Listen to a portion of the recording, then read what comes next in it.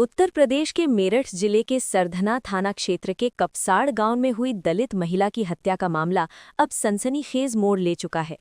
मां की बेरहमी से हत्या और फिर उसकी बेटी को लेकर फरार हुए युवक को पुलिस ने 48 घंटे के भीतर धर दबोचा है। आरोपी युवक और युवती दोनों को रुड़की से बरामद कर लिया गया है। फिलहाल दोनों पुलिस हिरासत में हैं और देर रात तक उन्हें मेरठ लाया जा रहा है। इस खौफनाक वारदात ने पूरे इलाके को हिलाकर रख दिया है। खेत में काम करने गई मां बेटी की जिंदगी अचानक उस वक्त बदल गई जब हथियारों से लैस युवक वहां पहुंचे और युवती को जबरन उठा ले गए। बेटी को बचाने दौड़ी मां को मौत के घाट उतार दिया गया। घटना 8 जनवरी 2026 की है। दलित महिला सुनीता अपनी 21 वर्षीय बेटी रूबी के साथ खेत में काम करने गई थी। तभी गांव के ही दो युवक सुनील और पारस सोम, जो राजपूत समाज से बताए जा रहे हैं, हथियार लेकर वहां पहुंचे। आरोप है कि उन्होंने रूबी को जबरन किडनैप करने की कोशिश की। जब मां सुनीता ने अपनी बेटी को बचाने का प्रयास किया तो दबंग युवकों ने उस पर जानलेवा हमला कर दिया। लहूलुहान हालत में सुनीता को अस्पताल ले जाया गया, जहां इलाज के दौरान उसकी मौत हो गई। मां की मौत और बेटी के अपहरण से गांव में आक्रोश फैल गया। लोग सड़कों पर उतर आए, पुलिस पर सवाल उठे और मामला राजनीतिक रंग लेने लगा। पुलिस की शुरुआती जांच में बड़ा खुलासा हुआ है। सामने आया है कि रूबी और आरोपी युवक के बीच प्रेम संबंध थे। माना जा रहा है कि दोनों के परिवार इस रिश्ते से खुश नहीं थे। इसी वजह से दोनों भागने की योजना बना चुके थे। पुलिस सूत्रों के मुताबिक रूबी ने खुद भी युवक के साथ जाने का विरोध नहीं किया था। दोनों ट्रेन से फरार हुए थे और उत्तराखंड के रुड़की पहुंच गए। हालांकि मां की हत्या को लेकर कहानी बेहद चौंकाने वाली है। फिलहाल युवक और युवती एक दूसरे पर आरोप लगा रहे हैं कि सुनीता की हत्या किसने की।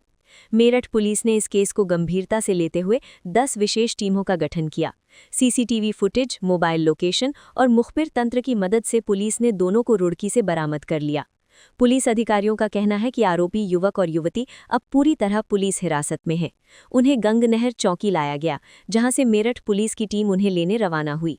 पुलिस ने स्पष्ट किया है कि बरामद की गई युवती बालिग है और उसकी उम्र करीब 21 साल है, इसलिए कानूनी स्थिति अब बदल सकती है। 11 जनवरी को कोर्ट में युवती का बयान दर्ज कराया जाएगा। उसके बयान के आधार पर ही ये तय होगा कि वो अपनी मर्जी से गई थी या दबाव में। राजनीति भी गरमाई।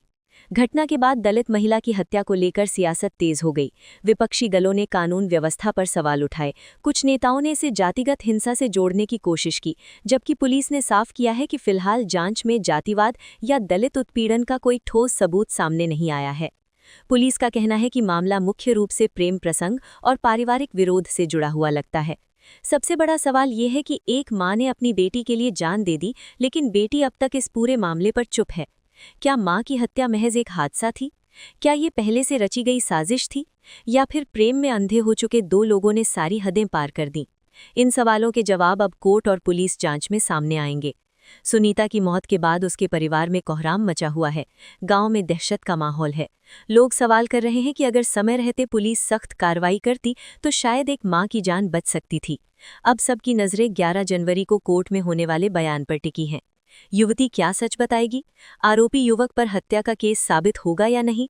और क्या इस मामले में कोई बड़ा राजनीतिक या सामाजिक एंगल सामने आएगा? फिलहाल इतना तय है कि मेरठ की ये वारदात आने वाले दिनों में यूपी की राजनीति और कानून व्यवस्था पर बड़ी बहस छेड़ने वाली है।